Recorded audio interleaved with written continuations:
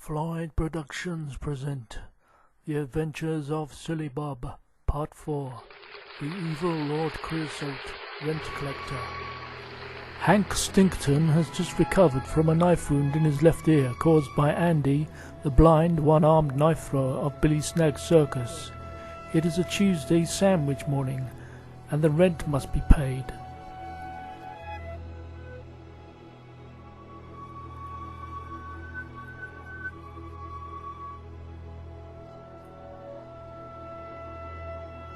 I'm gonna collect the rent today. I'm gonna collect the rent today. I'm gonna collect the rent today on a cold and frosty morning.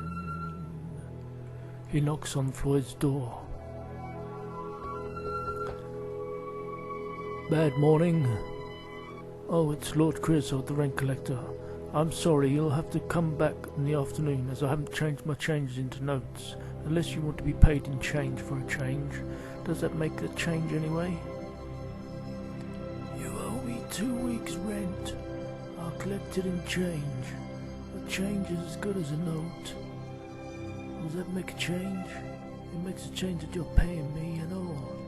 That'll be 500 quid.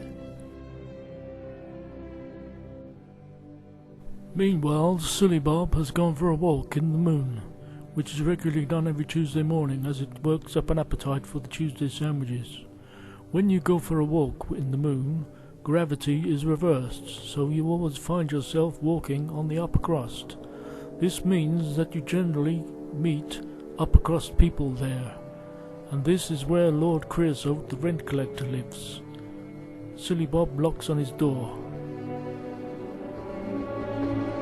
Whilst knocking, he notices a note on the door that he's never noticed before, and that no one else has noticed either, by the looks of it.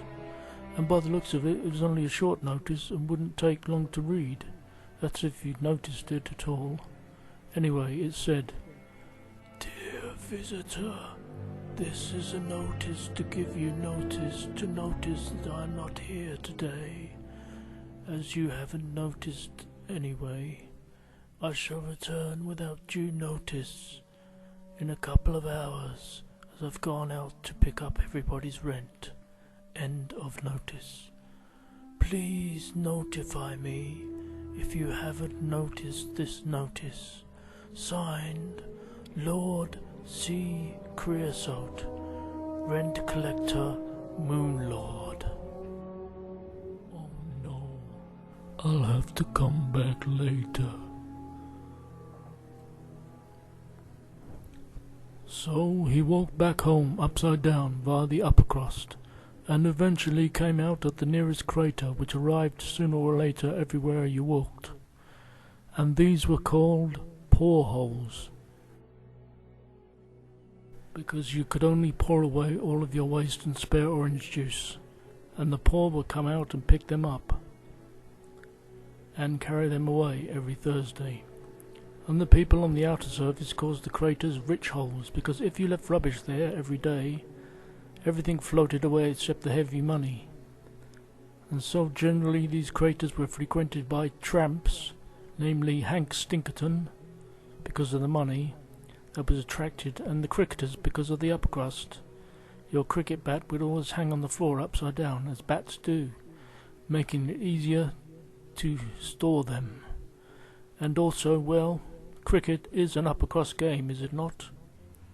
And so craters were generally owned by the upper crust, because there was no outer crust in them, and were controlled by the Custard Authority, who made sure nothing was smuggled in and out of these craters, and they were governed by the evil Moon Lord Creosote, who paid them every Wednesday in licorice all sorts, as Creosote was found to be the distant cousin of Lord Licorice, who was a moonienaire, and lived in the deeper upper crust of the moon, and they both could cure oral infections and disease. So they built the L&C hospital deep inside the moon, and kept it funded by the Custard Authority funds. Floyd's auction. That afternoon, Floyd decided to auction some of the circus stunt and rodeo gear left behind from the previous week, and this is how it went. Sandwich ladies and upper crust gentlemen. Floyd's auction. And lot number 1 is Floyd's rodeo kiosk in 5,000 pieces, wrecked by Silly Bob, who is on vacation this afternoon in Las Vegas. I'm starting at 30 quid.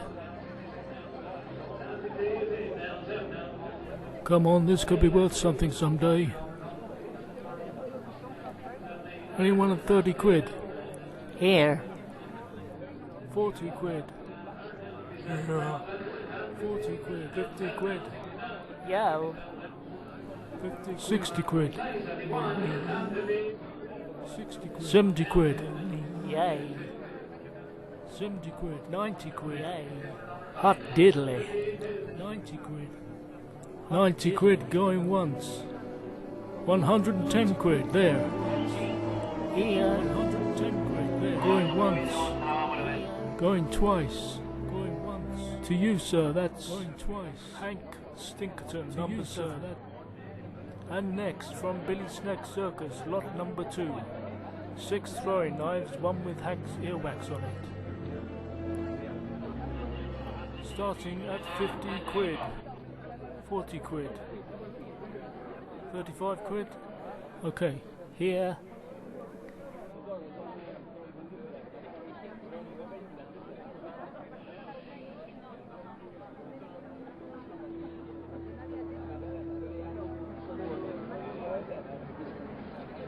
£70. So once, going twice. Sold to Cupid Stud number 5.